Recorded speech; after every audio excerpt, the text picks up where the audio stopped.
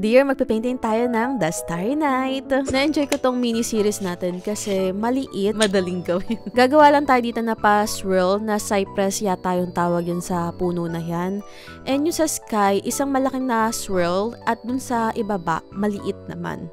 May mga stars din to gagawa lang tayo ng bilog. Gagamit tayo dito ng color blue at pa-broken lines yung pag-paint nyo. Lagyan nyo lang na more water kung gusto nyo maging lighter yung pigment at more pigment or haluan nyo ng konting burnt amber kung gusto nyo maging darker. And sundin nyo yung path there yung sketch na ginawa natin, yun yung magiging guide nyo kung saan yung direction ng broken lines nyo. Kasi kapag nagpa-broken lines lang kayo, dot-dot lang kayo dyan, maiiba. Hindi siya nagiging swirl yung direction niya. Next ay gagamit tayo ng yellow at ayun yung ilalagay natin sa pinakagitna ng stars natin. Sa cypress naman, gagamit lang tayo dito ng green. Tapos haluan nyo lang ng burnt amber para maging darker yung pigment.